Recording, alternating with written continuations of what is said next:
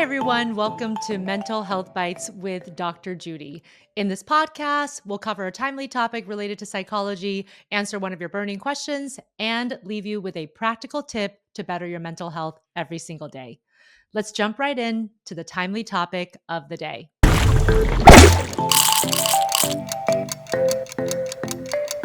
Today's timely topic is one that affects relationships, career, and mental health, and that is avoidant attachment. Do you ever feel like you rely on achievements to feel good about yourself, or that you struggle to trust others and prefer to go it alone when life gets tough? If so, this episode is for you.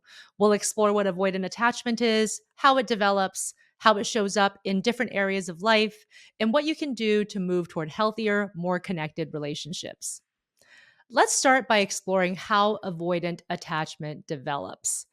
Attachment styles originate in childhood and are shaped by the dynamics we had with our caregivers.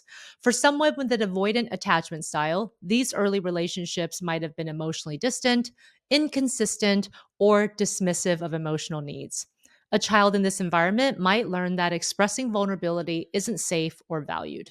Over time, this child internalizes the belief that they can only rely on themselves, leading to a pattern of emotional self sufficiency. As adults, this attachment style can show up in three key areas of life. First, relationships. Avoidantly attached individuals may avoid emotional intimacy, keep others at arm's length, and prioritize independence over connection. They may shy away from deep conversations or dismiss their partner's emotional needs. At work, avoidant attachment often manifests as overworking or perfectionism. Usually, they wear this like a badge of honor, and people admire them for it. That means that it's an egocentric trait because you're being rewarded for it. So even though it might be actually costing you in other areas of life, you keep going. People with this attachment style may tie their self worth to their achievements, thinking things like, I'm only as good as my last achievement. They may also avoid collaborative environments due to a lack of trust in others. The third area, mental health. Internally, avoidant attachment can lead to feelings of emptiness or dissatisfaction. Even when they achieve all their goals, they kind of come up empty on the other end and they just quickly adopt another goal because it actually isn't as satisfying as they thought it might be. A common coping mechanism is workaholism or focusing excessively on tasks to avoid uncomfortable emotions. Prototypical self statements might include, I must be in control at all times, and when the going gets tough, I go it alone. Let's take some real world examples. Elon Musk, the billionaire entrepreneur, has spoken about his relentless drive and how that comes with significant personal costs, including struggles in relationships and emotional isolation. Similarly, Courtney Cox has discussed her struggle with perfectionism and difficulty letting others in emotionally. These examples remind us that even highly successful people aren't immune to the challenges of avoidant attachment. About 70 to 80% of people have some form of insecure attachment, and it's estimated that 25 to 30% of that insecure attachment is the avoidant attachment type. So if this describes you or someone you know, you are definitely not alone. Now let's move on to our Q&A segment. This week's question comes from an anonymous listener who asked, Hi, Dr. Judy. I'm wondering how avoidant attachment can affect productivity and self-confidence at work. I've been noticing that I work constantly. I'm a perfectionist, but I don't ever feel satisfied, and I struggle to trust my colleagues. Can this be linked to attachment issues? Well, this is a great question. And yes, avoidant attachment can absolutely show up at work, both in your productivity, in your self confidence, and also this third element, which is this feeling of inefficacy that no matter how much you do, you're just not feeling satisfied. You don't feel happy. People with avoidant attachment often pour themselves into work to avoid emotional discomfort. And over time, this can lead to burnout and a lack of fulfillment because their self worth is tied solely to achievements. From a young age, they might have learned that achievements and doing well at school, at sports, and other areas of life is one of the ways that they were able to garner support and love from others. And so as an adult, you really become very, very attached to this idea of achievement as a sense of self worth. In terms of self confidence, avoidant attachment can affect that as well because the struggle to trust others can prevent meaningful collaboration or asking for help when needed. A lot of times, my patients who have avoidant attachment will tell me that they don't know if they're really loved by others and that they think that they're only valued because they have money, because they can pay for their family members. And it also reinforces their idea that they're not cared about because when they are in need, they never reach out for help. So they never get that chance or opportunity to confirm or disconfirm those beliefs. So, what's the result? Isolation, increased stress, and a feeling that you're carrying the entire weight of your work alone. It's a cycle that reinforces feelings of inadequacy and disconnection. So, the key to breaking this cycle is learning to trust others and to recognize your worth beyond your productivity. Small steps toward connection, both emotional and social, can make a huge difference. And that brings me to the practical tip of the day. Today's practical tip is the small steps of connection practice. Healing avoidant attachment is a gradual process, but small intentional changes can lead to big shifts. Today, I'll share the small steps of connection practice. This is one of my favorite exercises, and it's designed to help you build trust and emotional connection with yourself and with others. Here's how to implement it. First, check in with yourself each morning. Take 5 minutes to identify how you're feeling emotionally.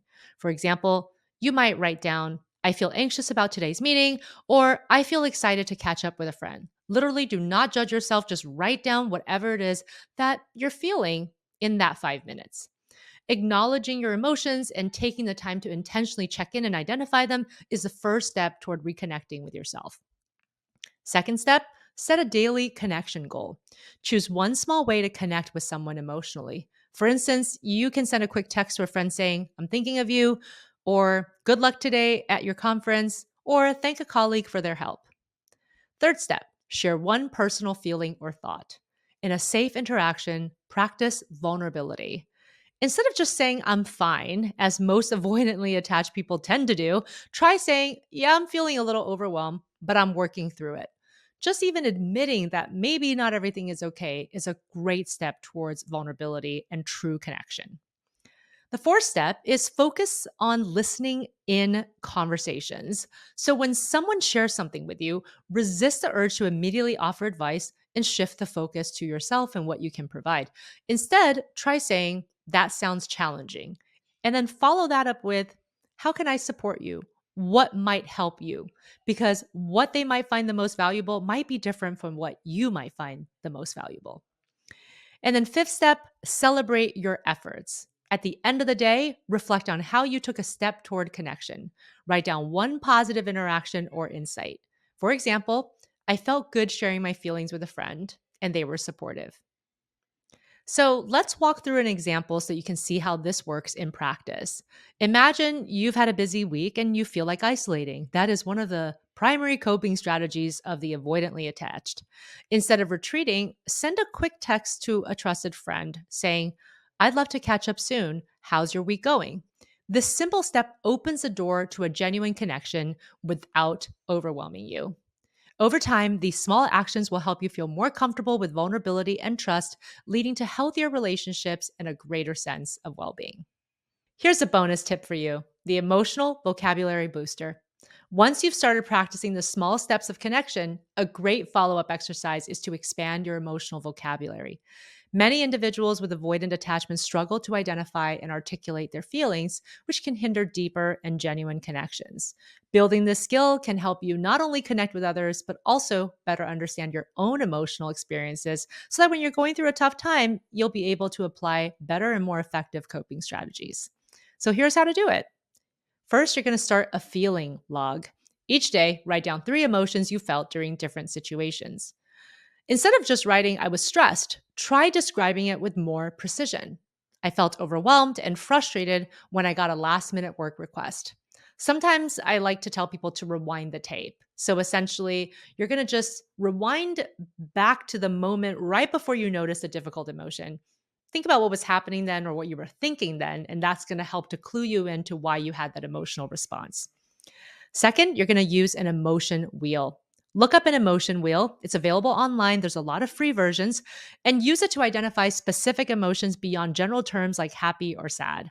The most recent emotion wheel that I came across had something like 100 emotions. So there's a lot of nuances that you may not have picked up. It's a great tool and it's free. So, for example, happy might have nuances that break down into grateful, optimistic, or content.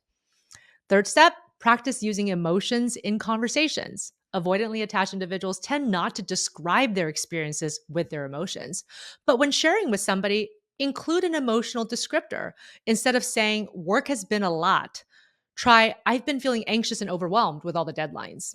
If you still have struggles using emotions in conversations, it can be helpful to reflect on an art piece like a movie, a TV show, and describe your emotions when watching that or a specific scene. That's a safer way for a lot of people with avoidant attachment to start working on this part of the tip.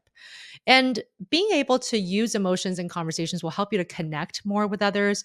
It gives others insight into how you're feeling. It can allow them opportunities to try to reach out and help out in some way. And also, it helps them to reflect their own emotions as well. Fourth step, reflect on triggers. After identifying your emotions, reflect on what triggered them. This builds self awareness and helps you recognize patterns in your emotional responses. And finally, revisit positive interactions. When you feel a connection with somebody, note how it made you feel. For example, I felt understood and supported when my friend asked how I was doing. So here's a practical example. Imagine you've just had a difficult meeting at work. Instead of bottling up your feelings, take a moment to write down, I felt dismissed and a little embarrassed when my ideas were overlooked. Later, share this with a trusted colleague or friend and tell them, I realized I felt dismissed in today's meeting. It was tough, but next time I'm going to try to have a different outcome by being more assertive in the moment. This small but powerful step can deepen your self awareness and improve your ability to connect with others over time. Thanks so much for tuning in to Mental Health Bites with me. If you enjoyed this episode and found it helpful, there's more where that came from. Make sure to hit that subscribe button and click the bell icon so you never miss an update. Give this video a thumbs up if you liked it and leave a comment below with your thoughts or any questions you have. Also, feel free to share this video with your friends and family who might find it useful. Stay tuned for more helpful content, and as always, thank you for your support.